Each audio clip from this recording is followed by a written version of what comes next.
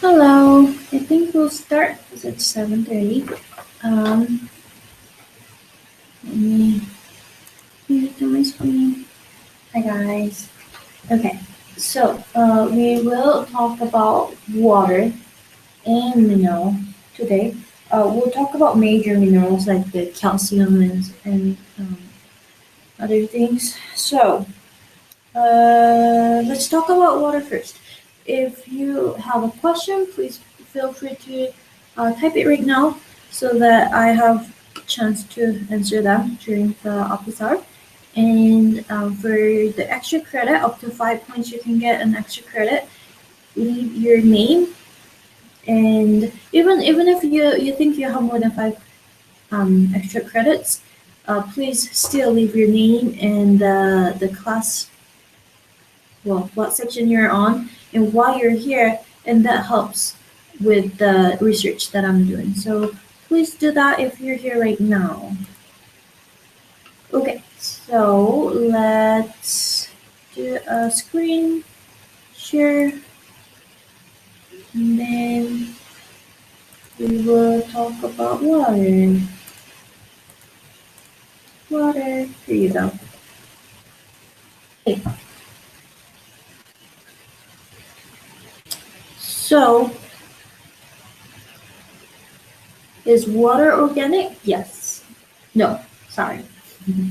Organic is, that was a tricky question. Um, Organic means it has carbon in it. I don't know if you remember from other lectures, but it doesn't. So it's not organic. It is essential. If we don't have water, if we don't drink water, our body will not make its own. So it's essential. Does it yield energy? No, it has 0 calorie. And then it gets absorbed in our GI tract and throughout the GI tract. Okay, so the characteristic or another name for water, I guess, is a universal solvent. Solvent just means that it dissolves things, like sugar or salt. It gets dissolved in water pretty well. So it has this characteristics of dissolving things, and that's why the function of the water in our body is very important. And it does all this stuff, so you can read it through. So solvent is something, a liquid that dissolves solute, which is salt or sugar, and then it forms to a new solution. And you know what solute is. Okay. So things that water does in our body this is glucose structure. I don't know if you remember this, but this is a glucose structure. When the glucose needs to be connected together to make a long chain glucose and become maltose, water needs to, like, when they get together here, water gets kicked out, and that's how they form two glucose together. That's condensation reaction. The opposite reaction is called hydrolysis reaction. That's to break the bond between two glucose. So the example here is glucose, but it can happen in many other different situations in chemical bond. But for example here, to have this maltose break down to two glucose, water needs to come in and then it gets broken this way. So another reason why water is so important in our body. It does breaking and synthesizing in different ways. Okay, question here. So this person has more lean body. Does it mean that this person has more water or less water than the person who has more fat? It means the person has more water, right? So the answer here is false. It's because 70%, is it 70%? It's up here. Yeah, so 75% of muscle is made of water. So if you have more lean body, more muscle in your body, then that means your body has more water storage. Hi, Sydney. Okay, so Sydney asked, I was just wondering certain situations where those reactions would take place. So Sydney, I am guessing you are asking about hydrolysis and condensation reaction right here, right? It happens in everywhere in our body. Example here is that glucose. So for example, when we eat food, it gets broken down to glucose, right? But if we have way too much glucose and we don't need it right now, it gets stored as glycogen in our muscle or liver. Do you remember that? So to do that, to be stored, all the glucose needs to be packed and then they need to be linked together, all that. So when like to link them all together into long chain and be stored as a glycogen, it needs water to be kicked out so that they get all linked in. Or when we are taking out glucose from glycogen storage, the water comes in and break those bonds, so we have a single unit of glucose that's freely now can be used in our reaction. Hi, baby. Gabrielle is here. So she said, for most of my life, I didn't drink hardly any water. How does that affect the water level in my body? Does it just get water from other things when I don't drink enough? So our body is very efficient. So if it's not just water, it's food, mineral, and vitamins and carbohydrate and fat and everything probably. If we don't have enough, if we have a deficiency of something, so in this case water, if you don't drink enough water, you know how kidney filters the water out to and becomes urine, you probably have lesser urine outcome than other people who drink more water. So if you don't drink enough water, we'll talk about that later. Um, as we talk about the hormones. But if you don't drink enough water, then your body will work efficiently to store more water and not letting it get excreted as it should. So you will probably have a normal amount of water stored unless you seriously just don't drink water at all for days. Then you will get those like coma and confusion and stuff like that that we will there's a table that we'll talk about later. But if you haven't experienced those so far, you probably have enough water. But it's always good to have more water because then it hydrates your skin. You will have a better looking skin. Also, the water regulates our body temperature. So you might have experienced hotter or colder than other people would. So water helps regulating those temperature. So drinking more water, it's it will make you feel healthier.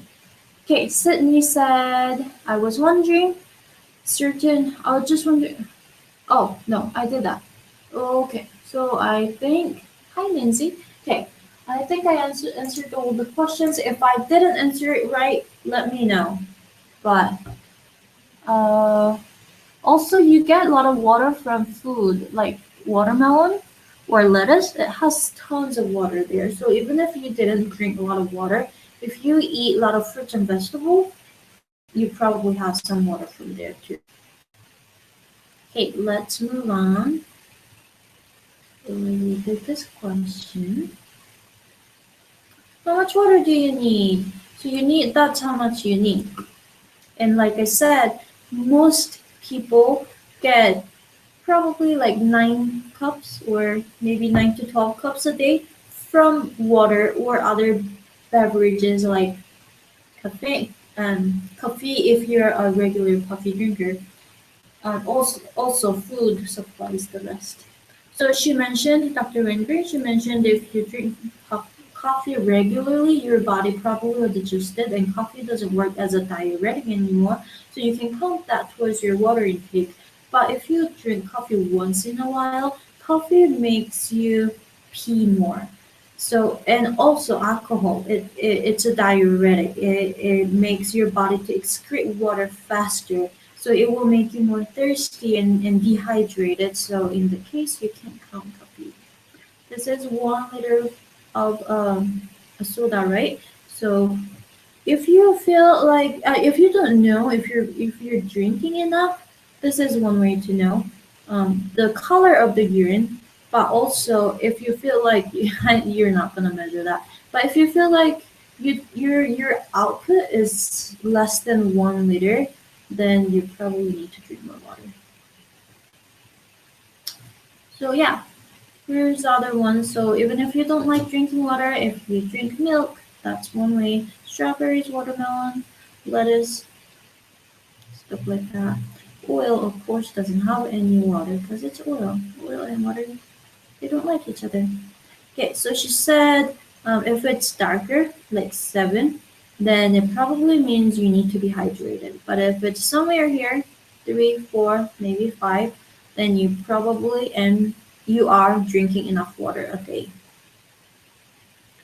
Okay, and if you don't drink enough water, these are the things that you can experience: thirst, fatigue, weakness, vague discomfort, or loss of appetite. And I mean, I experience that when I just don't sleep enough, or if I ate too much, or if I'm just too tired. I experience that too. So it's not something that I'm like, oh, I feel tired. I probably need to drink more water. Um, but that's something that you can have if you don't drink enough water. Okay. So maybe I should mention this. So every 2 cups of fluid is a pound. So one way, I think she mentioned this, Dr. Wengreen. If you, for example, if you're a marathon runner, you weigh yourself before and then you weigh yourself after, you will see that you lost few pounds, and that's the water pound. So that way you know, oh, maybe I lost 2 pounds. That means I probably need to drink at least 4 cups of water to to hydrate myself. Hi Taylor.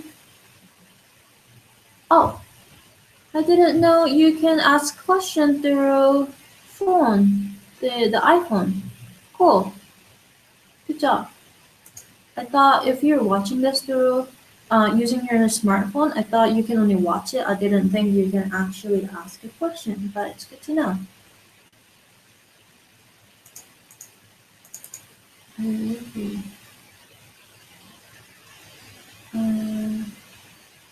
Okay, that's all.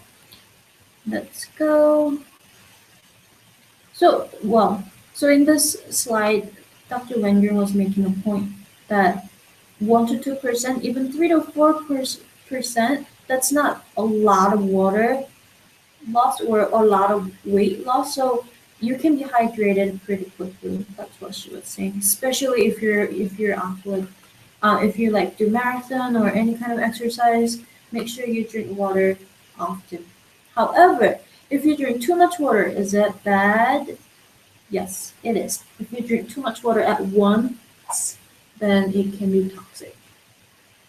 So these are the examples that she shared, and it is because if you drink a lot of water, it dilutes your blood, and our blood is has different minerals like sodium, and it has plus and minus signs. It's polar, and if we mess up the balance, then it's dangerous. We can die.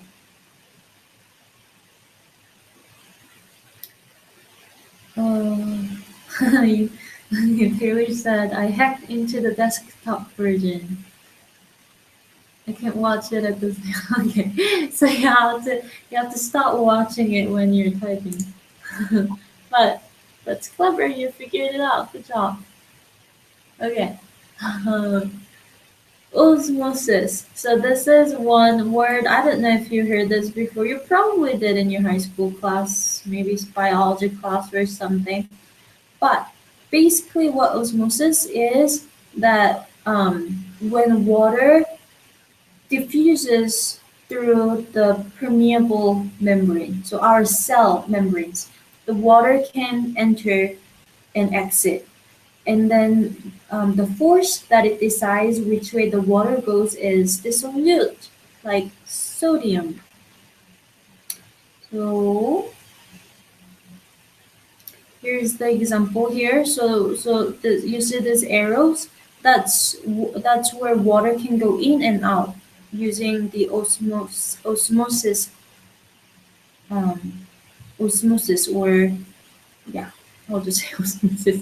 But for example, if we have tons of sugar, not sugar, sorry, if we have tons of sodium inside here, then it will attract more water to come in to the blood, But if we have more potassium outside here, then then then the water will be attracted outside of the blood vessel. So you see why the balance between, I picked potassium and sodium because here you see this plus sign. So I don't remember exactly. Yes, I do. Okay, so you probably don't need to know, but sodium and chloride, they kind of go together and they stay outside of the cell. Potassium and phosphorus, they kind of go together, and we have more of that. It's not that they only stay outside of the cell, but you will find most of them, most of the potassium and phosphorus inside of the cell. Same for sodium and chloride, that you will find most of them outside of the cell. So you see this plus sign and minus sign. If we have tons of sodium inside and not much phosphorus or other things outside, then this plus sign or the polar gets a bigger force, and then it can attract water. I don't know if that makes sense, but it's the balance that we need to have. So we have adequate amount of water inside and outside of the cell. That's probably all you need to know. You don't have to know super in detail. That's edema. We talked about this many times, but it's just that because you don't have enough protein, which in this case, protein is the solute that attracts the water. But if you don't have enough protein, the water gets leaked out to the outside of the cell, and then it should stay in the cell, but it goes outside of the cell, and then you get those swelling. Hydration. So what organs are involved? Kidney, lung, skin, and GI tract. So kidney, why is it? I mentioned it earlier that kidney filters the water, right? So that's why. And lungs, as we breathe in and breathe out, here's the picture right here. It's expired air. So as we breathe in and breathe out, we lose some water. Also skin, when we get sweating, when we get sweat, that we lose water, right? And GI tract, we absorb the water. Yeah, so it's just saying that input and output of water is usually the same. Hormones. Okay, this is where it gets a little bit confusing, but I'm gonna try to explain this well so you understand, hopefully, if you haven't yet. So there are different kinds of hormones. Okay, so we're gonna talk about two different ones. Antidiuretic hormone. So diuretic, I mentioned earlier, it makes our body excretes more water, but if it's anti, it prevents from the excretion of water. Renin is the different hormone. So and then aldosterone works with renin. So antidiuretic hormone. In other words, it's called ADH, and it's from our brain. So I think I have a picture here. I'm gonna just use a picture to explain. Where is it? Well, we have a couple of pictures to explain. So ADH, it's from our brain. Our brain notices that we don't have enough water. We have high salt concentration in our body, which means it excreted too much water. So now all the solutes are left in our body, and then it signals the pituitary gland to release the antidiuretic hormone, and then it prevents from excreting more water. So that's one hormone, and the brain is the one that controls. The second one is renin. So renin is actually an enzyme. Sorry, I said hormone, huh?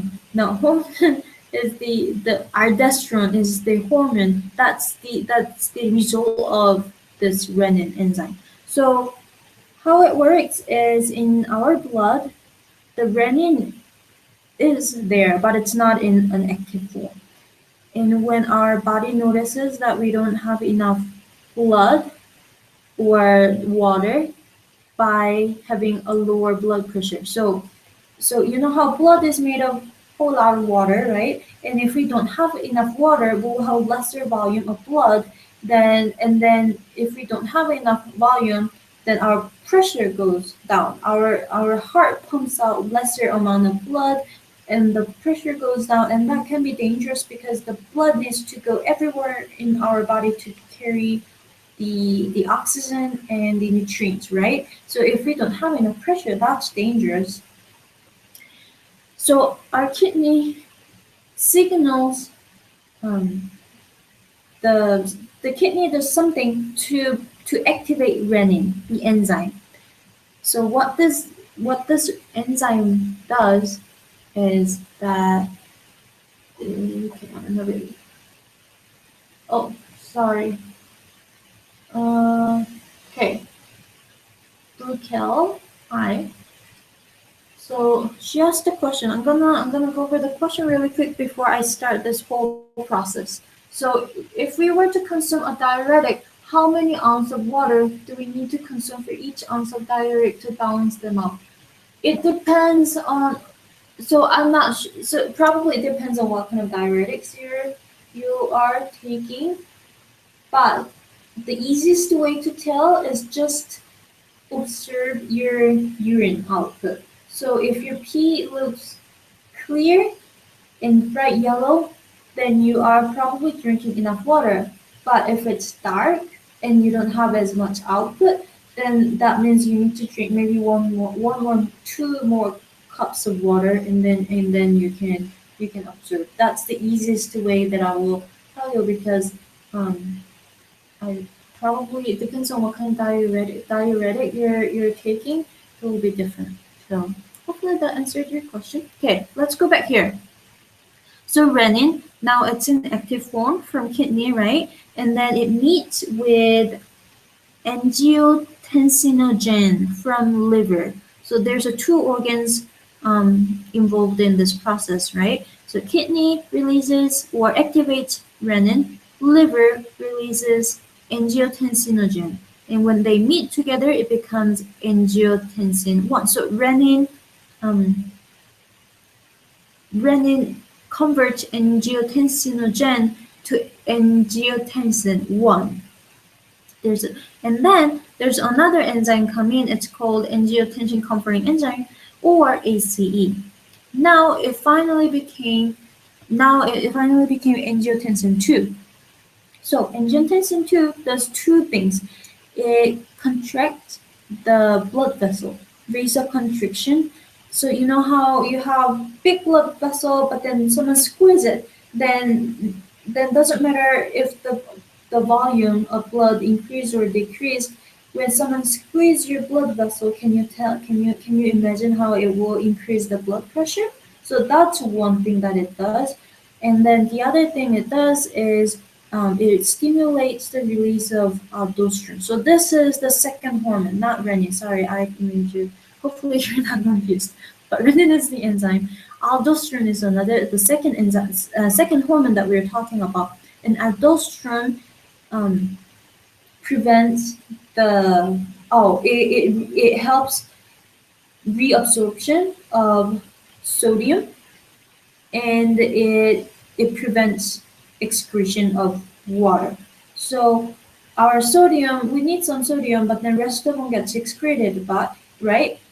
But if we need more water, because water follows sodium, doesn't she say somewhere here? Ooh, where did she say that? I can find it. Maybe I'll find it later. But because water follows sodium, if we get the sodium back before it gets excreted, and then when we drink water, we will be more likely to obtain the water than excreted. Does it make sense? Okay, so to organize our thought here.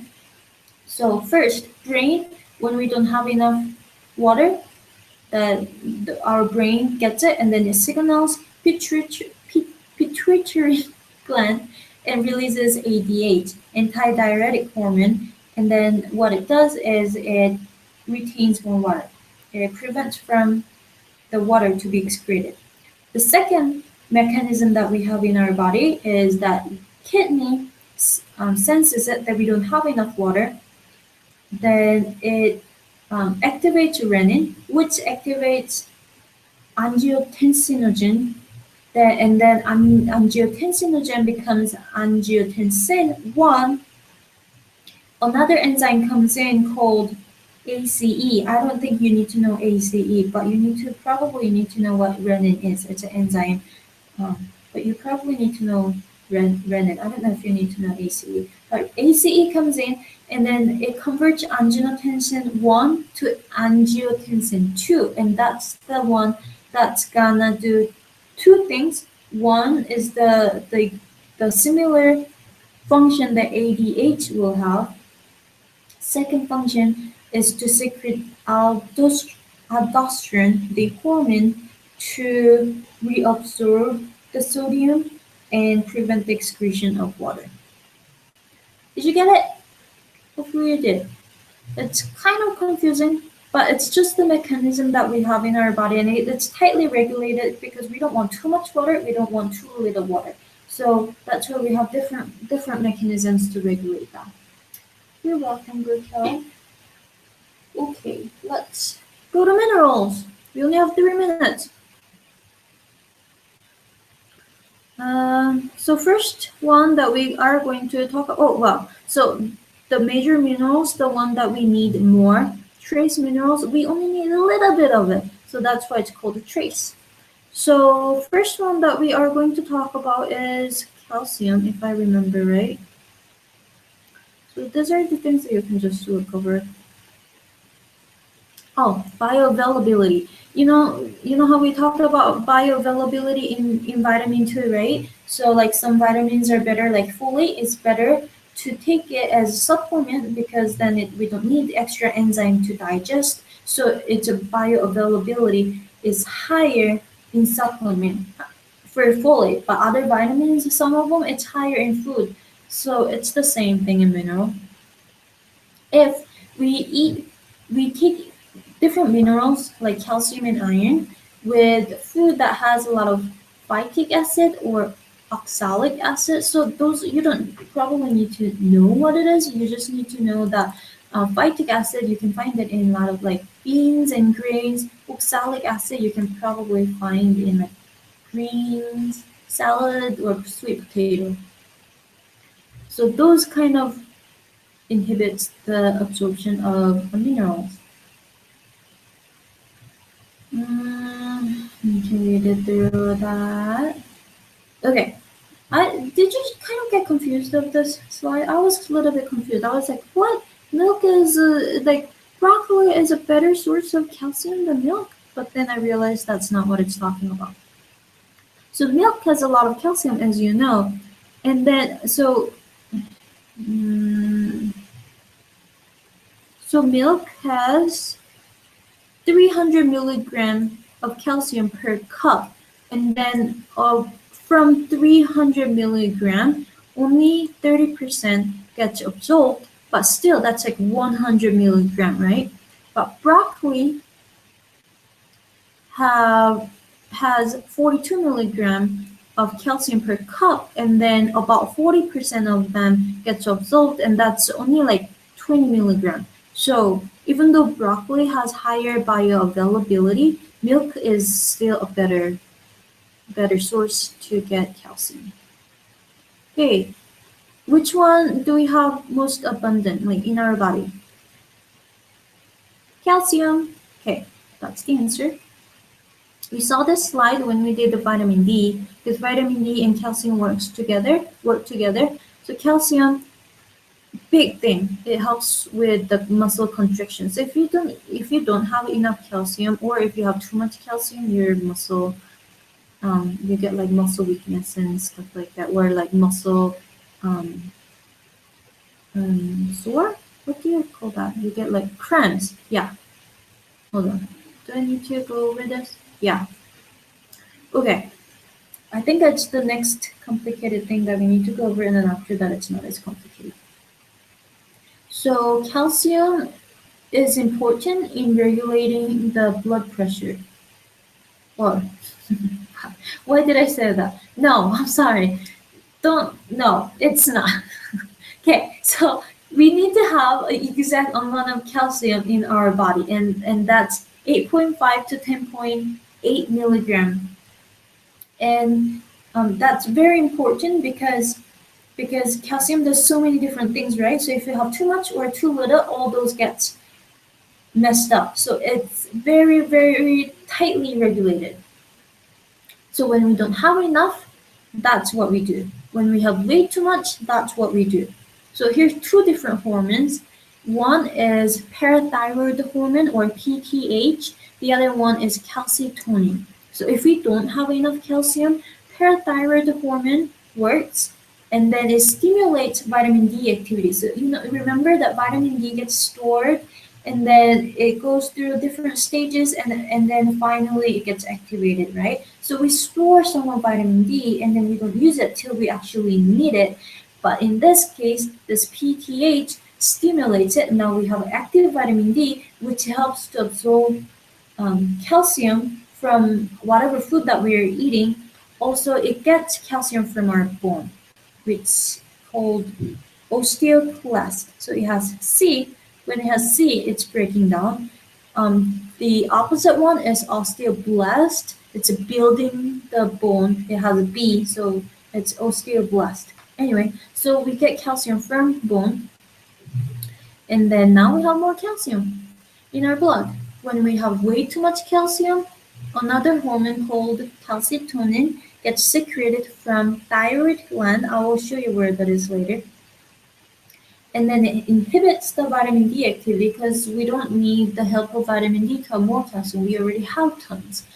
And then it increases osteoblast, so now it's building the bone so that it's using up the calcium from the blood. And then now the calcium level is back to normal. Did you get that? Okay, so here is the parathyroid gland that works when we don't have enough calcium in our body. Here is the thyroid gland when we, so this big thing is thyroid, this small thing is parathyroid. So thyroid is the one that works when we have way too much calcium. Okay. So calcium is not just in dairy, it's in other things like broccoli. Rule of 300. I don't know if you need to know this, but just read it through. This is osteoporosis, like spongy-like bone. I think we saw this picture when we did vitamin D. If we don't, so people who have a risk of osteoporosis, the spongy-like bone, if you don't eat enough, so naturally you won't have enough calcium from your food. Our body needs calcium for so many different things, so it will take calcium from your bone. So if you don't eat enough, then you get it. If you get older, if you have genetic or family history of it, also if you are small and tiny, then you are more prone to get osteoporosis. Oh, here you go. So if you have way too much calcium, you get muscle weakness, bone pain, hypertension, kidney stone, and fatigue, especially if you're getting it from calcium supplement. So be careful when you take supplements that has like 200% of calcium, 300% of calcium. That's not a good thing, so don't do that. Just drink more milk, or soy milk, or calcium fortified juice, or calcium fortified cereal, broccoli, spinach, right? Okay, sodium is the next one. Sodium, the main function is transport glucose and amino acid into cells. So those are our like building blocks and energy in our body, right? So we need sodium to have those process going. Hypertension is not good. You did this for your liver assignment. Some people have salt sensitivity and you get hypertension and heart disease. That's how much you need to eat. In America, we usually eat way too much sodium, as you already know. And then as food gets more processed, you will get more amount of sodium and lesser amount of potassium, which potassium is also important mineral. DASH diet is the one that prevents hypertension because it encourages lower sodium intake and like higher potassium, magnesium, calcium, vitamin C, and vitamin K, which I don't think we talked about this in the class, did we? Oh, hold on, where did it go? Oh yeah. I don't think we talked about this. I'm not gonna go over them, and you can just read it through. It's not that hard. Okay. Any question? I'm sorry we went over. I'll try to make it a little bit shorter next time, so you don't have to sit here and listen to me for too long. But thank you for coming. Hopefully, it was clear enough that you understood.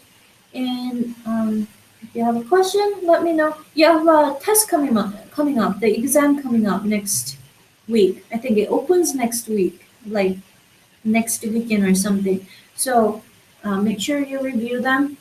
And like Dr. Wingren said, have a cheat sheet. So that's like right beside you when you take the test, so you don't have to like waste time flipping your notes or PowerPoint, whatever. So, okay, good luck. Bye.